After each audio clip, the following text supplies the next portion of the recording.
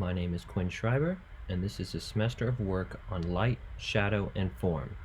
Pictured left is a diagrammatic view of the bounding box that I produced. To begin, I would like to introduce 5 terms in which I found myself implementing most in my work.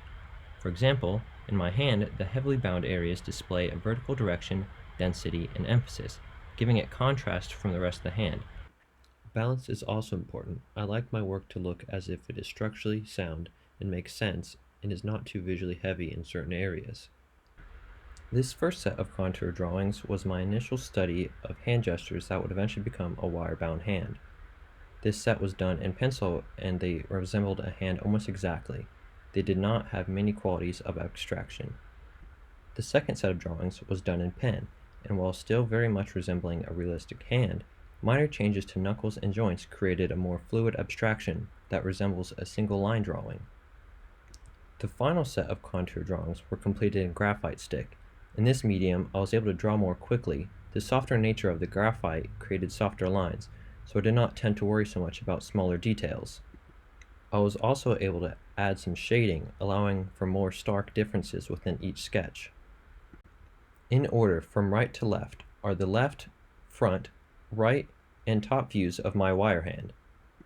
Within this series of photos, you are able to see the heavily bound components of the hand that accentuate a vertical movement. Hand sketch studies of the wire hand under the influence of light allowed for a better understanding of the hand in relation to light and how it casts shadows onto its surroundings.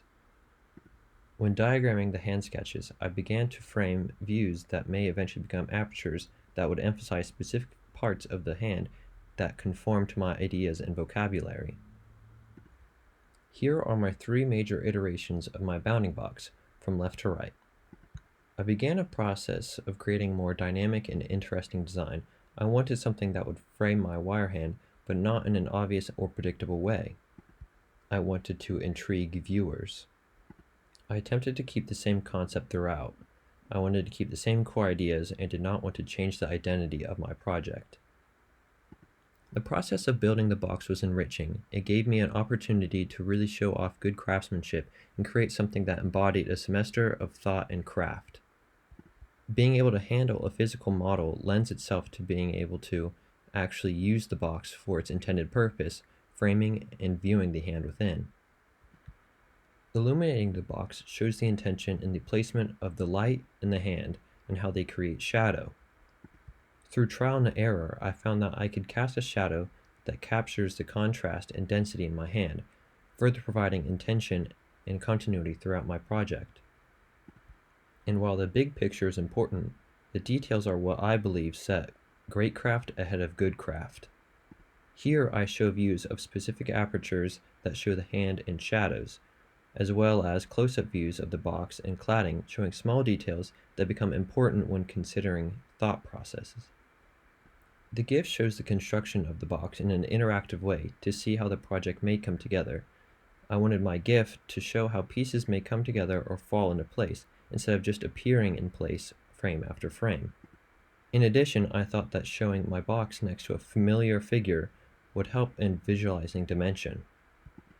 I decided to show a folded out view of my cladding as well as how it may look in position without the frame. It shows how the cladding comes together in a more straightforward manner. Being able to see elevations paired with the respective sections show up the makeup of the box and how the pieces of the frame interact with one another to create a whole. Finally, the sitting of the box within a defined space. With my box, many of my intended views take place in the bottom half.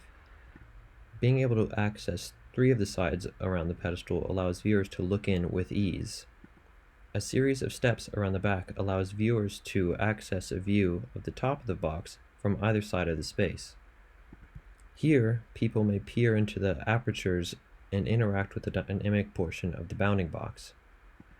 Overall, the space allows for people to view and interact in a way that is purposeful to the ideas the project possesses.